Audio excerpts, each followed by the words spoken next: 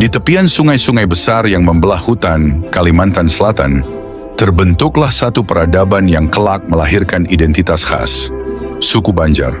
Mereka bukan satu kelompok etnis yang berdiri sendiri sejak awal, melainkan hasil dari percampuran sejarah panjang, budaya, dan darah berbagai bangsa. Segalanya bermula dari penduduk asli pedalaman Kalimantan, terutama suku Dayak, Maanyan, dan Lawangan, yang telah lama mendiami wilayah ini dengan tradisi animisme dan kehidupan agraris. Di saat yang sama, gelombang pedagang Melayu dari pesisir datang membawa barang-barang dagangan dan juga kebudayaan. Mereka membentuk komunitas di daerah-daerah strategis seperti muara sungai dan pesisir selatan Kalimantan. Perubahan besar terjadi pada abad ke-14 ketika pengaruh kerajaan Majapahit dari Jawa mulai merambah ke Kalimantan Selatan. Di tanah ini berdirilah kerajaan negara Dipa, dilanjutkan dengan negara Daha, kerajaan-kerajaan Hindu yang mewarisi sistem pemerintahan, kesusastraan, dan struktur sosial Jawa. Dari titik ini, darah Jawa dan budaya Hindu mulai menyatu dalam denyut kehidupan masyarakat lokal. Namun transformasi sejati datang lewat kehadiran Islam. Pada awal abad ke-16, seorang bangsawan bernama Pangeran Samudra, pewaris tahta negara Daha, yang tersingkir mencari perlindungan ke daerah hilir. Dengan bantuan para ulama dari Jawa dan Aceh, ia memeluk Islam dan mengganti namanya menjadi Sultan Suryansyah. Dari sanalah lahir Kesultanan Banjar dan Islam menjadi landasan baru identitas masyarakat. Seiring waktu, kesultanan ini menarik lebih banyak pengaruh luar, pedagang Arab, Bugis, dan Mandar yang membawa serta budaya, bahasa, dan nilai-nilai baru. Dari proses panjang itulah terbentuk masyarakat yang kini kita kenal sebagai suku Banjar. Masyarakat pesisir yang religius, terampil berdagang, dan kaya akan tradisi. Bahasa Banjar pun tumbuh dari campuran bahasa Dayak dan Melayu, diselingi kosakata Jawa dan Arab. Rumah-rumah adat mereka, seperti rumah bubungan tinggi, menjadi lambang keanggunan dan kekayaan arsitektur lokal.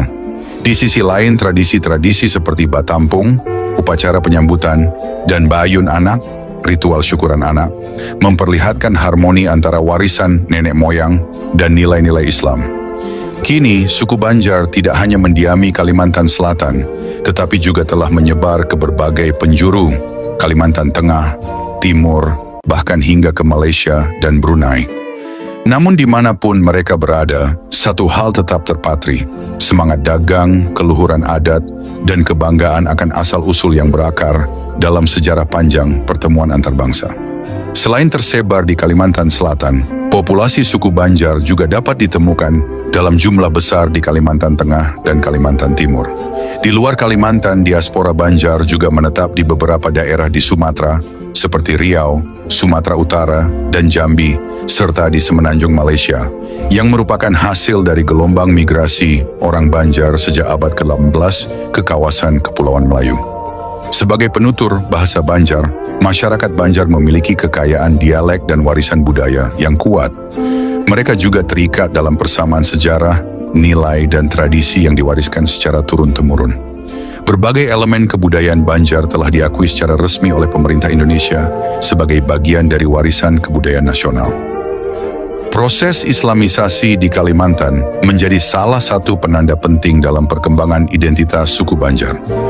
Mayoritas masyarakat Banjar saat ini memeluk agama Islam dan menjalani kehidupan dengan nilai-nilai serta norma Islami yang membedakan mereka dari masyarakat Dayak di pedalaman. Dalam konteks sosial dan budaya, etnis Banjar juga dikenal luas akan kemahiran mereka dalam dunia perniagaan dan perdagangan. Diaspora Banjar kini tidak hanya terbatas pada kawasan Asia Tenggara, tetapi telah tersebar ke berbagai penjuru dunia, termasuk ke Timur Tengah, terutama Arab Saudi. Secara etimologis, istilah Banjar memiliki akar dari bahasa Maanyan, di mana komunitas Dayak menyebut kelompok yang tidak makan daging babi dan memakamkan jenazah langsung ke dalam tanah sebagai ulun hake. Ini berbeda dengan adat pemakaman Dayak Maanyan, yang menganut sistem pemakaman sekunder atau ijambe. Istilah ini kemudian digunakan untuk menyebut kelompok masyarakat yang telah mengalami pengaruh luar, baik agama maupun budaya.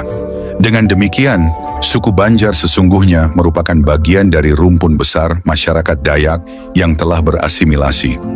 Perlu dicatat bahwa istilah Dayak sendiri baru diperkenalkan secara luas di Kalimantan Selatan menjelang pembentukan Gereja Dajak Evangelis pada 10 April 1839 sebagai upaya penyatuan berbagai komunitas lokal dalam konteks penyebaran agama Kristen.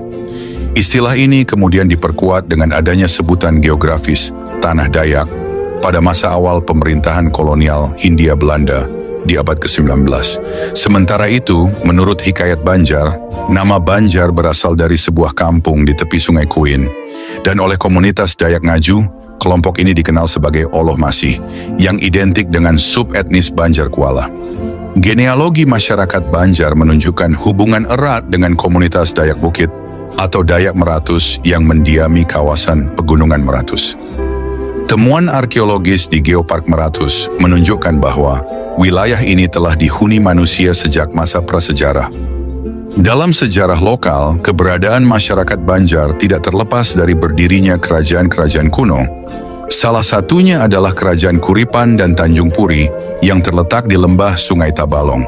Kedua kerajaan ini dianggap sebagai pendahulu dari Kerajaan Negara Dipa yang didirikan oleh seorang tokoh bernama Ampu Jatmaka. Negara Dipa kemudian menjadi cikal bakal dinasti Raja-Raja Banjar yang mendapat pengaruh budaya Jawa. Tokoh legendaris dalam sejarah Negara Dipa adalah Putri Junjung Buih yang dipercaya sebagai pemimpin ketiga kerajaan tersebut. Dalam mitologi rakyat pesisir Kalimantan, seluruh Raja Kalimantan Selatan dianggap harus berasal dari keturunan Putri Junjung Buih. Kerajaan Negara Daha muncul sebagai kelanjutan dari